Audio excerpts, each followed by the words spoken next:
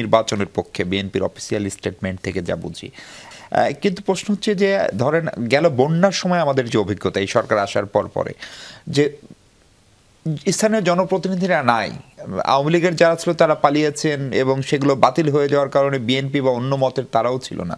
ফলে স্থানীয় সরকার ব্যবস্থা তো জরুরি। স্থানীয় সরকার নির্বাচন হইলেও তো সেগুলোতে বিএনপিরই আধিপত্য বা প্রভাব বলয় থাকার কথা। আপনাদের স্থানীয় সরকার নির্বাচন নিয়ে আসলে আপত্তিটা কি যুক্তিতে? না, আসলে ব্যাপার হলো কি, আমরা তো দীর্ঘ 17 বছর যাবৎ জনগণের ভোটের অধিকারের জন্য, গণতন্ত্রের জন্য আন্দোলন করেছি।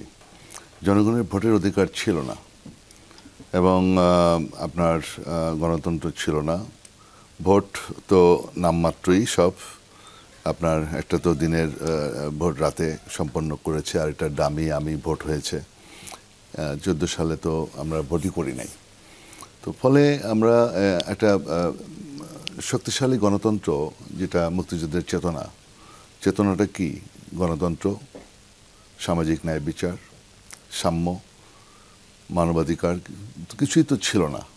তো এটার জন্য আমরা আন্দোলন করেছি।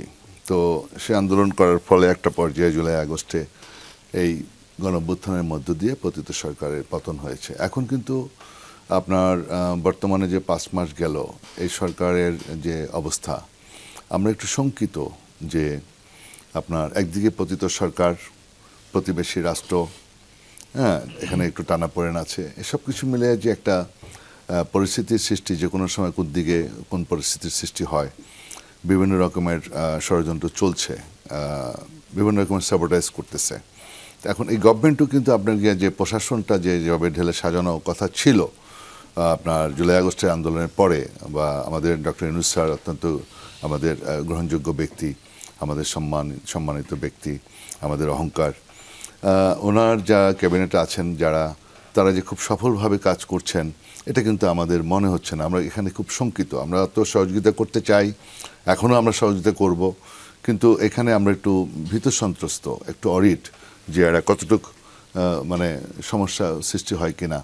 দেশে দেখেন আপনার পুলিশ প্রশাসন, তারা যেভাবে কাজ করেছে বিগত আন্দোলনে সময়, যেভাবে গুলি চালিয়েছে নির্মমভাবে ছাত্র জনতার উপরে, সুতরাং তারা খুব শেকি অবস্থায় আছে। পুলিশ প্রশাসনটাও খুব শেকি, আবার সিভিল প্রশাসনও খুব নির্বাহী বিভাগও কিন্তু বিভিন্ন জায়গায় কি পয়েন্টে আছে, তারাও খুব একটা না।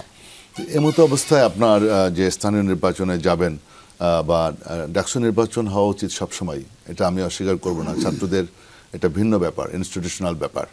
সুতরাং তারা ইলেকশন করবে, তাদের প্রতিনিধি নির্বাচিত করবে, সেটা আমরা চাই। কিন্তু সেজন্য যে কথাটা নুরু বলল লাস্টে, প্রথমে নির্বাচনের কথা বলল, পরে কিন্তু বলল একটা শঙ্কাও আছে 5 মাসে গভর্নমেন্টের যে অবস্থা। তো গভর্নমেন্টের অবস্থা দেখে আমরা সবাই শঙ্কিত। এই জন্য আমরা চাই, যেমন মনে করেন অনেক স্থানীয় যারা বিনিয়োগকারী, তারা বিনিয়োগ করতে সাহস পাচ্ছে না। বিদেশি বিনিয়োগকারীরা বাংলাদেশে বিনিয়োগ করতে সাহস পাচ্ছে না। কারণ কোন দিকে যায়, গভর্নমেন্ট কি অবস্থা, আবার মানে কোনটা না কোনটা হয়। তো ফলে একটা মানে এই জন্য আমি মনে চাই গভর্নমেন্টকে স্ট্রেনথেন করার জন্য আপনার জনগণের প্রতিনিধিত্ব সরকার, এদিকে তো যেতে হবে। আপনি গণতন্ত্র কি, আপনি কি জনগণের মালিকানা, যখন আসবে, ওই গভর্নমেন্টে যখন প্রতিষ্ঠিত হবে, তখন গভর্নমেন্টটা স্ট্রং হবে, তখন প্রশাসনও ভরসা পাবে যে হ্যাঁ এদের নেতৃত্বে আমরা চলব। তখন আপনি গিয়ে সমস্ত স্থানীয় নির্বাচন বলেন, ডাকসু নির্বাচন বলেন, একটা সিস্টেমের ভিতরে যাওয়া।